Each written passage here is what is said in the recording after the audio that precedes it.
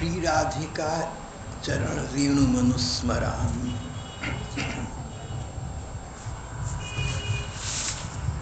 श्री राधिका जी श्री कृष्ण की, श्री भगवान के भक्तों की चर्चा, उनकी कथा, लीला गाथा, ये तो संसार के आरंभ काल से चली आ रही है।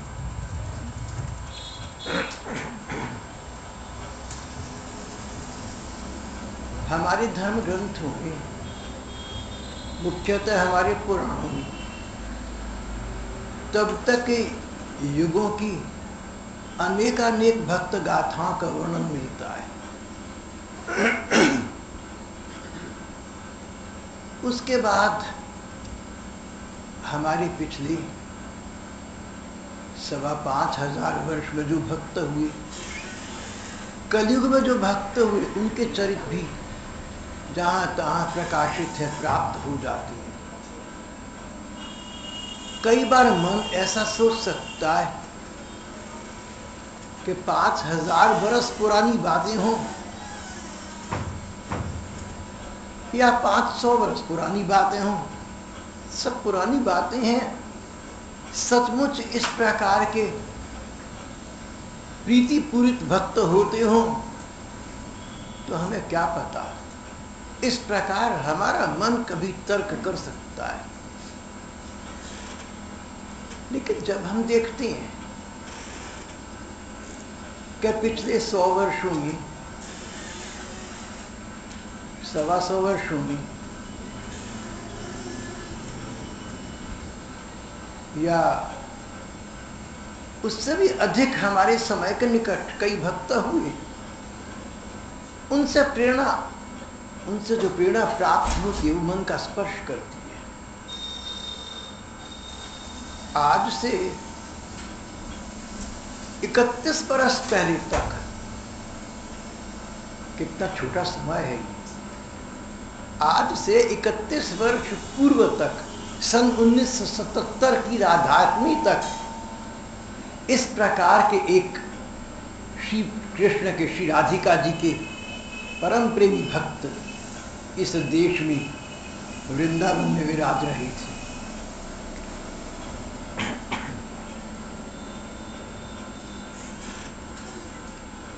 इनका नाम था यदुनंदन दास। यदुनंदन श्री कृष्ण, उनके दास यदुनंदन दास।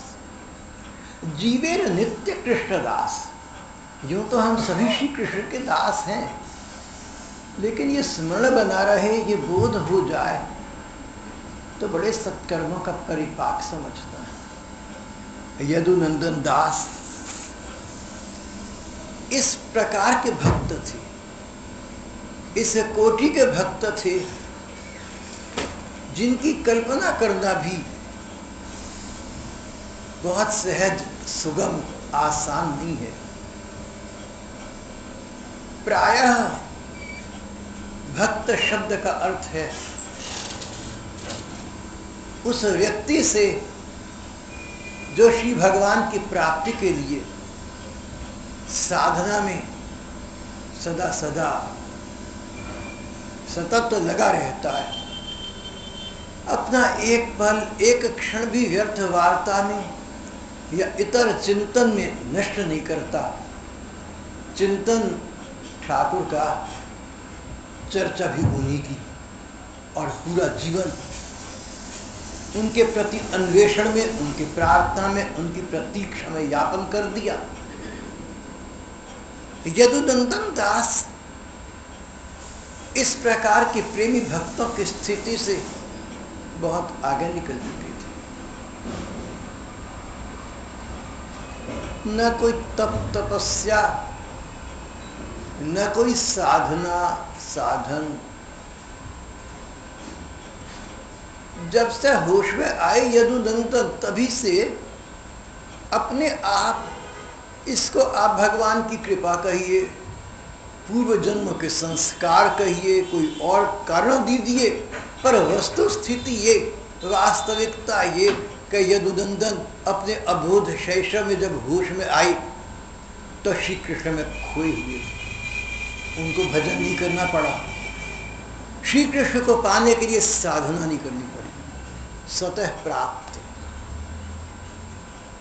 बंगाल के एक गांव में हुए थे, उनकी सहज रुचि नृत्य में, गायन में और अभिनय में थी। उनका कंठ बड़ा मधुर था। पी के देख लो तो गला ठीक हो, नीचे का ना पीना।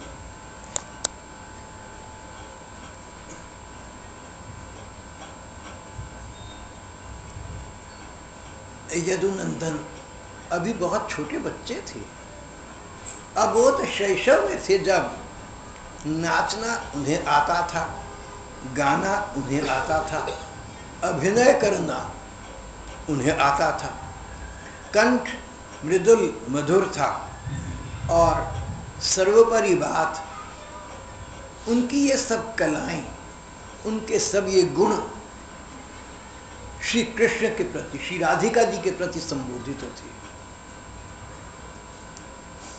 या तो कहिए कि ये गुण उनके थे, श्री राधिका जी में, श्री कृष्ण में लग गए थे, पर लगता ऐसा है कि यदुनंदन श्री राधिका जी में लगे हुए थे, इसलिए उन्हें ये प्रतिभाएं, ये गुण प्राप्त हो गए। हम भगवान में लगना चाहें ना थोड़ा सा, तो लगने का पथ ठाकुर स्वयं प्रशस्त कर देते।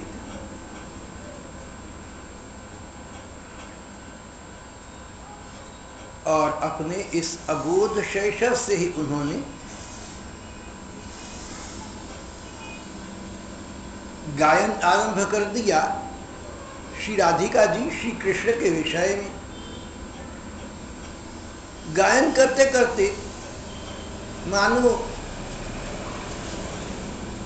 उन्मत्त हो जाती और उस गायन के दौरान सहज नृत्य करने लगते। उस समय उस अबोध शिशु को ऐसा लगता कि राधा रानी और श्याम सुंदर मेरे सामने हैं, मैं उन दोनों के समक्ष नृत्य कर रहा हूँ, मैं इस परिवार में हूँ, मैं इस भूमि पर हूँ, मैं कहीं हूँ, मैं इस संसार हूँ। ये तो उनको याद नहीं रहता था, भूल जाया करता था। कुछ क्षणों के लिए, कुछ पलों के लिए हम लोगों को भी ऐसा अभ्यास डालना चाहिए, ये भूल जाए कुछ समय के लिए कि हम संसार में हैं, हम परिवार में हैं, हम किसी घर में हैं। कुछ क्षण को, कुछ पलों को हमको भी ऐसा लगे, हम भी ऐसा समझ जाएं, हमें भी यही पता हो कि हम श्री राधा कृष्ण के नित्य धाम में हैं, वहाँ उनकी सेवा में सतत निरत हैं। इस प्रकार अगर एक दिन में एक पल भी व्यतीत हो जाए तो ये एक पल हमारे वर्तमान जीवन को मानो अमर कर देता है। यदुनंदन ने छोटी उम्र में नाटकों में श्री राधिका जी का अभिनय लेना और करना आरंभ कर दिया।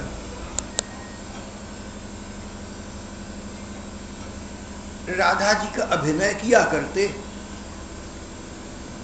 रासलीलाएं होती हैं, नाटक होते हैं, मंचन होता है, बहुत कुछ होता है। और आजकल ये चलचित्र मूवीज बनते हैं, तो अभिनय करना, ठाकुर जी का अभिनय करना, राधा जी का अभिनय करना, अच्छे कलाकार अच्छे से अच्छा कर सकते हैं, लेकिन वो अभिनय है, वो प्रयत्न है, वो प्रयास है। और यहाँ यदुनंदन दास सच ये कि ये लड़का, ये बच्चा अभिनय करना तो भूल जाता था, भाव से भावान्वित हो जाता। राधा जी का अभिनय करते करते उसको लगता कि मैं राधा हूं, भाव से भावित हो जाता। जहां विरह के प्रसंग आते, श्री कृष्ण वृंदावन छोड़ गए, मथुरा चले गए, मुझे राधा की उन्होंने खोज डाली, मुझे तो उन्होंने एकदम विसार दिया, और अभिनय में राधा ने रोना होता, वहां राधा बनी यदुनंदन दास, इनका स्वतः रोना आ जाता, सचमुच रोना आ जाता।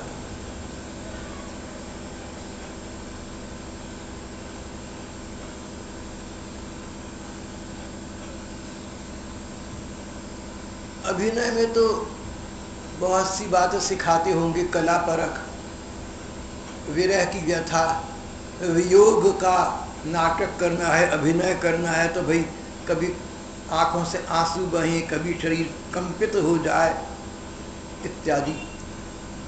यदुनंदन दास जब राधा बनते तो ये भाव इनके स्वतः सहज प्रकट हो जाते। उनको अपने को यही लगता था कि मैं गोपी हूं, मैं राधा हूं। न जाने क्यों कृष्ण मेरे प्यारे, तुम तो बड़े करुण हो, बड़े कोमल हो, तुम तो अचानक कृपा कर देते हो, भला मुझे राधा को तुमने क्यों विसार दिया? क्या न्यूनता थी मुझ में, क्या अपूर्णता देखी तुमने? ठाकुर न्यूनता तो मुझ में होगी, अपूर्णता तो मुझ में होगी, पर मैं तुम्हारी वही राधा हूं जिसे तुमने आज तक न्यूनता के प्रतिकूल, अपूर्णताओं के बावजूद बहुत प्यार किया है। तुम्हारे वो प्यार के पल विस्मृत नहीं होते। और अभिनय करते करते राधा बने यदुनंदन सचमुच रो पड़ते, शरीर कंपायमान हो जाता, नैनों से जल धारा प्रवाहमान हो जाती, मूर्छित प्राय हो जाती। प्रेम में वियोग के जो लक्षण हैं, जो श्री राधिका जी ही में माने गए हैं, या बाद में प्रेमावतार प्रभु चैतन्य देव में प्रकट हुए, कुछ क्षणों को ऐसा लगता कि यदुनंदन दास में प्रेम के विलक्षण एक एक करके प्रकट हुए।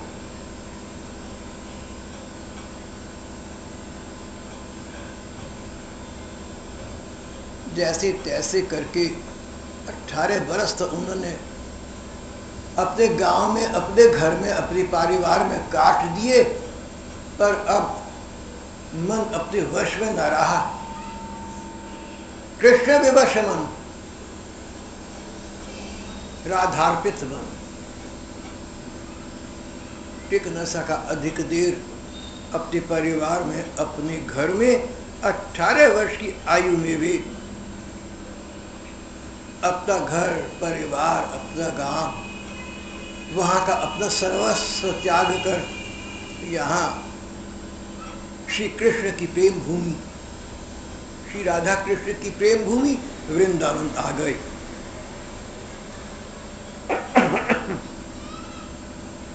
और यहाँ वृंदावन पहुंचे यदुनंदन दास।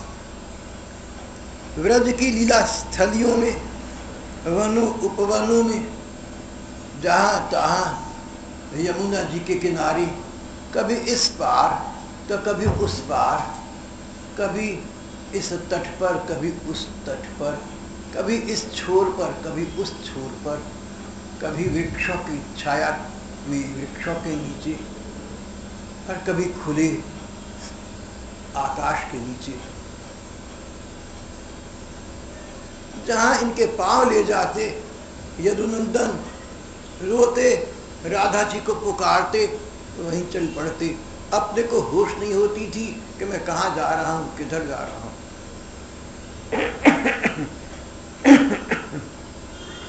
हा राधे, हा किशोरी, हा प्राणेश्वरी, बस यही शब्द उनके मुंह से उच्चारित हुआ करते।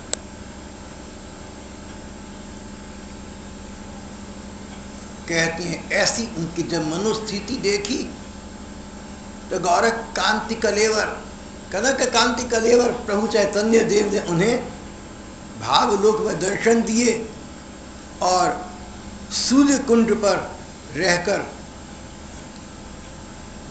भजन करने का आदेश दिया। सूर्य कुंड श्री राधिका जी की लीला स्थली का नाम है।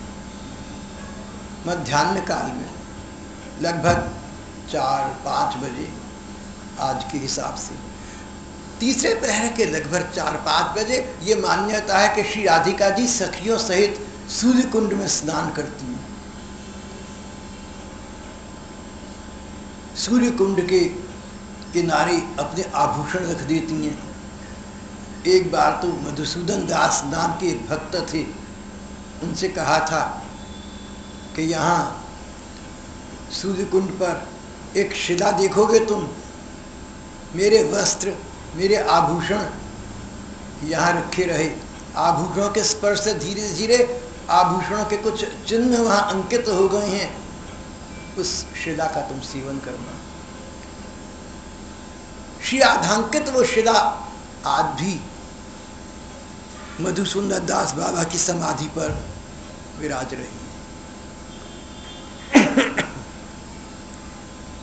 यदुनंदन दास बाबा सूर्य कुंड आ गए। यहाँ भी वही रोना, वही कल्पना, वही चीत्कार, वही सीतकार, वही करुण क्रंदन राधे, रासेश्वरी, प्राणेश्वरी, किशोरी, यही तो है तुम्हारी प्रिय लीला स्थली। पर कहाँ हो तुम, कहाँ है तुम्हारी सखियां? आज भी सखियों सहित यहाँ तुम लीला करती हो, पर मुझे तुम्हारे दर्शन क्यों नहीं हो रहे हैं? करुणामयी, इन नयनों का मुझे क्या लाभ जिनके पथ में तुम नहीं उतरे। जिस दृष्टि पथ में हे राधा रानी, जिन नयनों के सामने तुम्हारे दर्शन नहीं हुए, वो नयन मुझे व्यर्थ लगते। जिस जीवन में तुम्हारा साक्षात्कार न हो सका, जीवन दात्री, उस जीवन को रखकर मैं क्या करूंगा?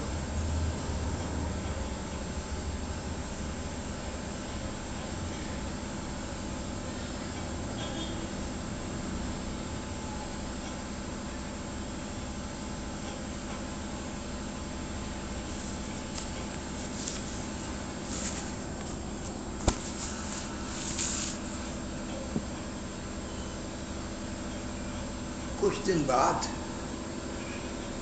सूर्य कुंड के बाबा मधुसूदन दास, जो जय कृष्ण दास को अपनी शिला की सेवा दे गए थे, मधुसूदन दास तो संसार असार को छोड़ गए थे। जय कृष्ण दास बाबा ने उस शिला की सेवा अब यदुनंदन दास को दे दी। स्वयं वे बरसाने चली गए।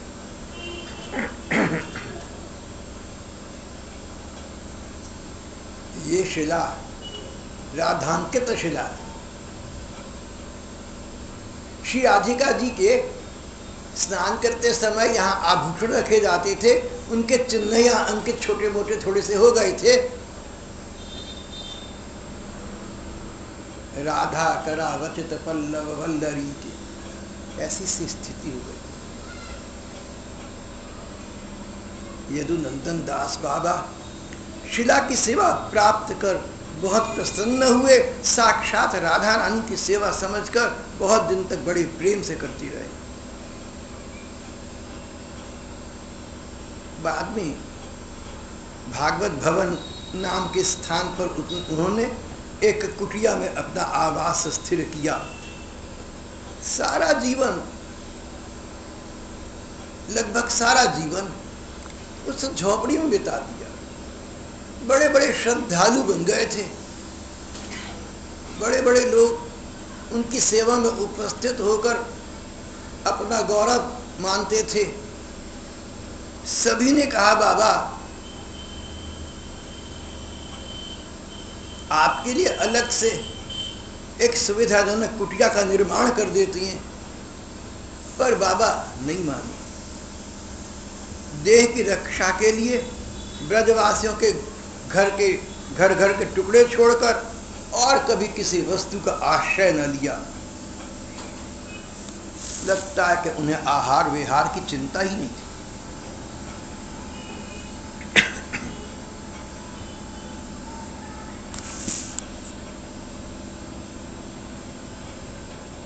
यदुनंदन दास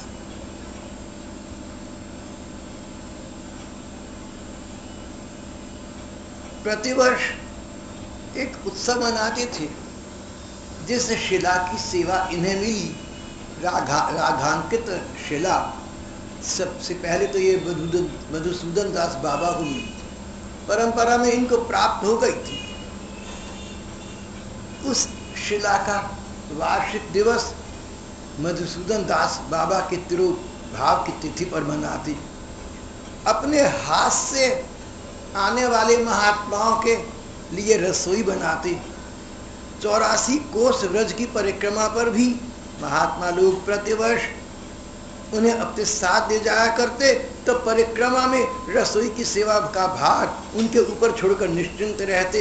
महात्माओं के लिए बाबा रसोई प्रेम से बनाते, पर स्वयं उस रसोई से कोई भोग भाग नहीं देते थे। कैसे कैसे महात्मा, कैसे कैसे भक्त हुए हमारे आदर्श यही लोग हैं।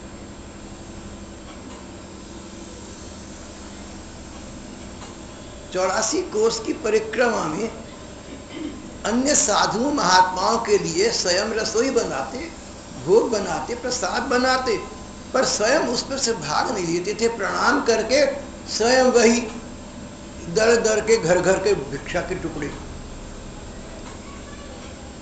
एक द्वार पर जाकर दस्तक दे दी, राधे राधे, उसने टुकड़ा डाल दिया, दूसरे पर, तीसरे पर, जो थोड़ा बहुत मिल गया उसी से अपना उदर पूर्ति कर लिया। अगर कभी मधुकरी में, अगर कभी भिक्षा में टुकड़े ऐसे मिल जाते, रोटियां अधिक मिल जाती, तो सुखाकर रख लेते थे, भिगो भिगो कर खाते थे, पानी में मींज कर सटक लिया करते थे। कहते थे कि जो समाज के सदस्य हैं, जो पारिवारिक लोग हैं, जहां तक हो सके भिक्षा भी उनसे से कम लेनी चाहिए भैया, अपना बोझा उन पर मत डाल। आदर्श थे।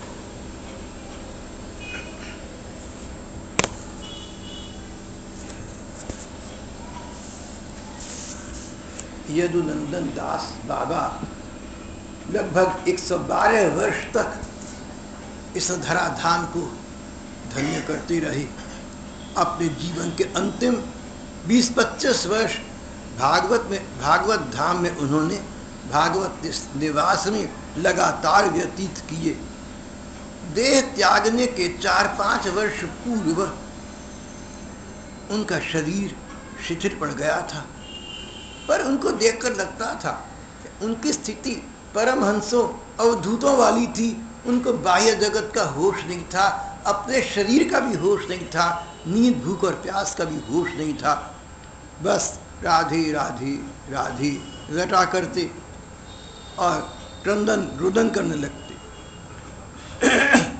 ऐसे अवसर अनेक आए जब यदुनंदन दास बाबा का राधे राधे क्रंदन रुदन सुनकर आसपास से गुजरते यात्री या श्रद्धालु लोग खड़े हो जाते, आगे चल न पाते, फूट कर रो पड़ते थे। इतना करुण क्रंदन था बाबा का।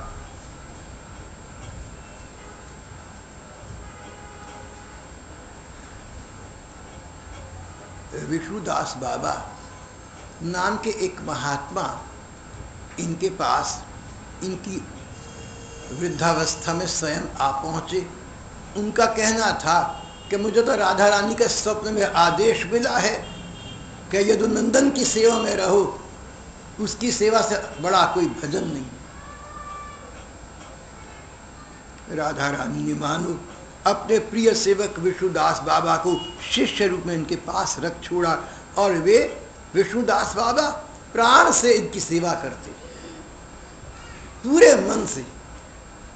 अपने को कष्ट भले ही मिल जाए सहन कर लेते, लेकिन वो प्रतीत न होता, इतनी अधिक उनकी इतनी घनिष्ठ घनी सेवा करते।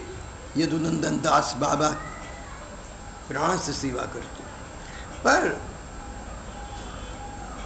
सेवक विष्णुदास को कभी कभी ये चिंता तो ग्रस्त करती थी कि यदुनंदन दास बाबा का शरीर वृद्धावस्था का है, रोगी है, भाव में रहते हैं, आहार व्यवहार की कोई व्यवस्था उचित नहीं होती। प्राणेश्वरी श्री राधिका जी की याद में रोते चीखते इनका समय बीत जाता है। यहां तक देखा, सेवक विष्णुदास ने देखा कि यदुनंदन दास बाबा कहीं निढाल पड़े रहते थे। क्या वो भाव में है? मन की आंखों से श्री राधा कृष्ण की लीला के दर्शन कर रहे हैं, जैसा कि प्रायः उनके साथ होता था। या वृद्ध शरीर है, रोगी शरीर है, खाना पीना लगभग नहीं है, तो दुर्बलता इतनी आ गई। बाहर से देखकर ये निर्णय करना बड़ा कठिन होता था कि बाबा सो रहे हैं या जाग रहे हैं। 2 घूंट जल जबरन उन्हें पिलाया जाता तो नाम के साथ गले से उतरता। बाबा के सिर में कार्बंकल फूड़ा हो गया, शरीर में जगह जगह फूड़े हो गए। पर विचित्र बात, राधा नाम और चिंतन पहले की भांति चलता रहा। उन्हें टीके लगाए गए, उन्होंने मना ही किया, पर उन्हें भान ही ना होता कि मेरे कोई सुई कोई टीका लगाए। और इस प्रकार सन 1977 आ गया। राधाष्टमी की तिथि थी। बाबा को प्रातःकाल से अपने चिंतन में, अपने भावलोक में दिव्य वृंदावन धाम के दर्शन हो रहे थे। श्री कृष्ण के, श्री राधिका जी के चिन्मय धाम गोलोक धाम में, दिव्य वृंदावन धाम में श्री राधिका जी की इस जन्माष्टमी का उत्सव मना रही हैं स्वयं श्री कृष्ण, सखी और सखा। अलौकिक आनंद आच्छादित हो रहा है, धूम मची है सारी में। 12 बजने को हैं, दोपहर के 12, जब श्री राधिका जी का आविर्भाव समय है। बाबा अपने मन के नयनों से धाम की लीला देख रहे थे, राधा जी के अभिषेक की तैयारियों का दर्शन कर रहे थे। अभिषेक की सारी सामग्री एकत्रित कर ली गई। श्रृंगार के लिए दिव्य वस्त्र और सुगंधित पुष्पों के भांति भांति आभूषण यत्न से तैयार कर रख दिए गए। स्नान वेदी पुष्प से सजा दी गई। बस लाडली राधा के आने की प्रतीक्षा है। बाबा इस प्रकार उस धाम में खोए हुए थे। शरीर निश्चल निष्पन्द अवस्था में शैया पर पड़ा था। सांस की गति धीमी पड़ती गई। विष्णुदास बाबा को चिंता हुई। डॉक्टर अमर सेठ भी स्वयं एक बड़े अच्छे भक्त थे, उनको बुलवाकर लाई। वे भागे आए, परीक्षा की, बोले बाबा लगभग ठीक हैं, चिंता की कोई बात नहीं है। अभी मैं जा रहा हूँ, श्री राधिका जी का अभिषेक करने के पश्चात फिर आ जाऊंगा। बाबा को डॉक्टर के द्वारा की गई चिकित्सा का पता न चला। बाबा को डॉक्टर द्वारा की गई चिकित्सा का, परीक्षा का कोई पता न लगा। वे अब भी अपने भावलोक में, अपने चिंतन में डूबे हुए थे। राधा रानी के स्नान वेदी पर प्रधारने की प्रतीक्षा कर रहे थे। अभिषेक का समय आ गया। राधा रानी सुरताल वाद्यों और नर्तकियों के नुपुरों की सुमधुर झंकार के बीच शुभ्र वस्त्रों में चांदनी की सी छटा छिटकाती हुई वेदिका पर आ पहुंची। शत शत शशांक की शीतलता छा गई। सुगंधित जल से उन्हें स्नान कराया गया, नीलांबर पहना, श्रृंगार वेदी पर ले जाया गया। श्रृंगार के पश्चात सखियों ने, कीर्तिदा माता ने, यशोदा रोहिणी आदि ने, पौर्णमासी ने उन्हें आशीर्वाद दिए और मध्याह्न में प्रफुल्ल वंदना युथेश्वरियाँ छम छम करती हुई अपने अपने प्रेमोपहार लेकर श्री जी के पास आने लगी। पूरे 12 बजे श्री राधिका जी का ये प्राकट्य उत्सव अनंत आनंद में मनाया गया। बाबा यदुनंदन दास श्री राधिका जी के इस प्रकट अभिषेक को देखकर इसको सहन न कर सके। हर्षातिरेक से उनका मन मयूर नृत्य करने लगा, पर सहन न कर सके। इस पार्थिव देह में इस लौकिक नयनों में, इस पार्थिव दृष्टि में इतनी सामर्थ्य कहा जो साक्षात ठाकुर के ठकुराई के साक्षात लीला के दर्शन कर सके। 12:20 पर यदुनंदन बाबा अपने उस रूप में ही सदा के लिए समाहित हो गए। इस देह को उन्होंने यहाँ त्याग दिया। कृष्ण गोविंद।